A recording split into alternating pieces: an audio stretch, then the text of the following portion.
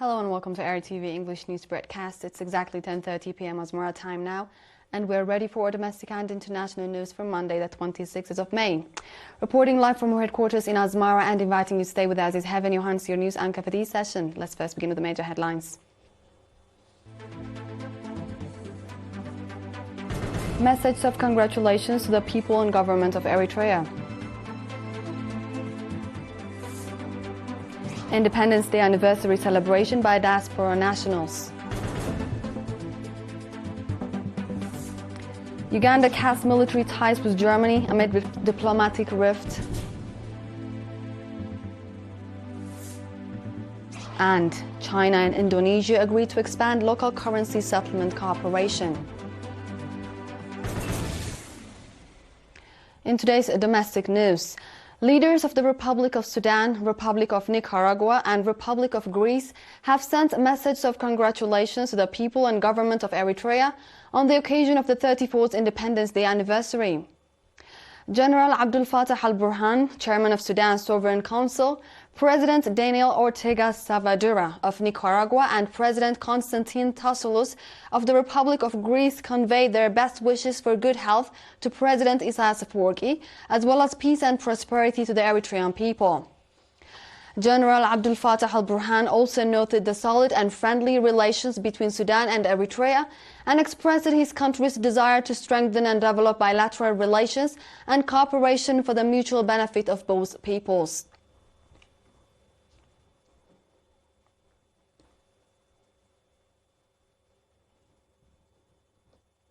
In another news, Eritrean diaspora communities in various countries have celebrated the 34th Independence Day anniversary with patriotic zeal under the theme Our Cohesion, Our Armor.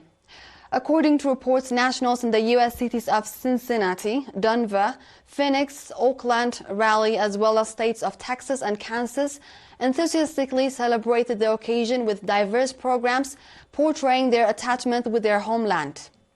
Similarly, nationals in Juba, South Sudan, Dubai and the Northern Emirates, and Vienna, Austria, marked the anniversary with cultural and artistic performances that reflected Eritrea's identity and heritage.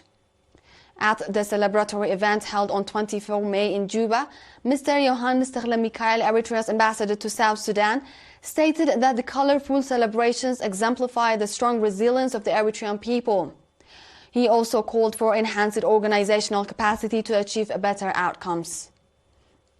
Similar celebrations were also held in other cities across South Sudan. Meanwhile, nationals from Dubai and various Northern Emirates also celebrated the occasion in Dubai on 23rd May. The event featured sports competitions, cultural performances and artistic displays. At the event, Ms. Saidat Aha, Managing Director at the Eritrean Embassy, Mr. Mohammed Mahmoud Salim, Managing Director at Eritrea's Consulate General in Dubai and the Northern Emirates, and the Chairman of the Eritrean community delivered speeches. In Oakland, California, the Eritrean American community celebrated the anniversary by hoisting the Eritrean flag at prominent buildings and organizing events that expressed their deep respect for their country and their flag. Similar celebrations took place in other U.S. cities in connection with the 34th Independence Day anniversary. Nationals in Vienna, Austria also marked the day with a variety of cultural and patriotic programs.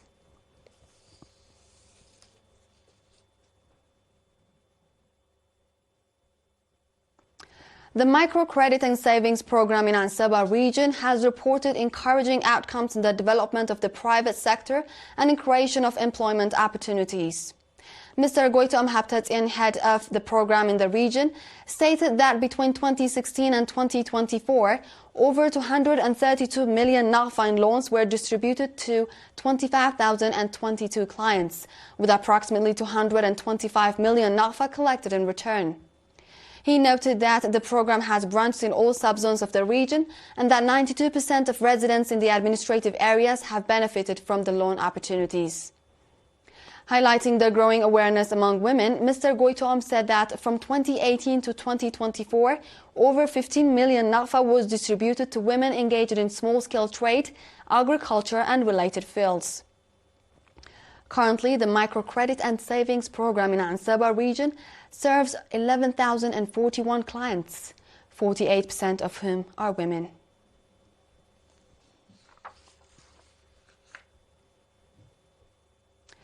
Veteran freedom fighter, Minister of Local Government Walda Mikhail Abraha passed away on May 24th at the age of 87 in Asmara due to illness. Veteran freedom fighter Minister Walda Mikhail Abraha began his political career in 1961 as a member of the Eritrean Liberation Movement. He formally joined the EPLF in 1974 and was elected to the Central Committee in all EPLF and PFDJ congresses. He played a pivotal role in consolidating EPLF mass associations, serving as chairman of the National Union of Eritrean Workers from 1979 up to 1987 and as chairman of the Coordinating Committee of the National Unions of Eritrean Workers, Students and Women. Following Eritrea's independence, Minister Walda Mikhail served with dedication in various high-level government positions, including head of the Ports and Marine Transport Authority, governor of the Central Region, Eritrea's ambassador to Germany, governor of the Southern Red Sea region, Minister of Transportation and Communication, and finally, as Minister of Local Government. The funeral service for veteran freedom fighter Minister Walda Mikhail Abraha will be held tomorrow at 10 a.m. at the Asmara Martyrs Cemetery.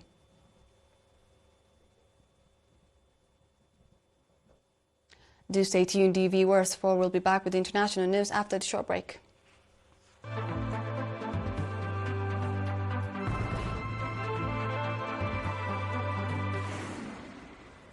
Welcome back. Uganda has officially suspended all military cooperation with Germany, accusing the West European country of engaging in subversive activities and supporting anti-government groups. The Uganda People's Defense Forces made the announcement following intelligence reports, marking a sharp escalation in diplomatic tensions. Germany, which has yet to respond publicly, has long supported Uganda with military logistics and technical assistance. Bilateral trade between the two nations reached over $335 million in 2023. This sudden fallout threatens a decades-long partnership and underscores growing international unease about Uganda's political environment ahead of its 2026 presidential elections. The move also reflects Uganda's broader pushback against perceived foreign interference in domestic affairs.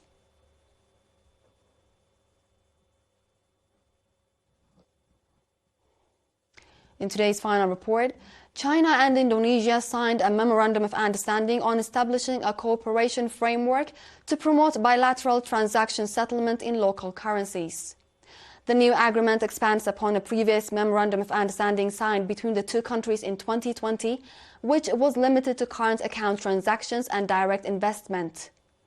According to reports, the scope of bilateral local currency settlement cooperation will be expanded to include transactions made through capital and financial accounts.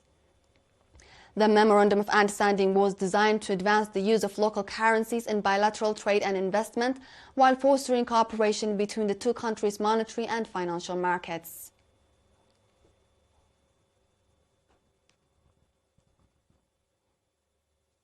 With this, we conclude our news for this session, dear viewers, and now a quick recap of the major headlines. Message of congratulations to the people and government of Eritrea. Independence Day anniversary celebration by diaspora nationals. Uganda cuts military ties with Germany amid diplomatic rift. And China and Indonesia agree to expand local currency settlement cooperation. This was the World on Monday with ERi-TV English News broadcast. Dear viewers, thank you for joining and we thank you for your time.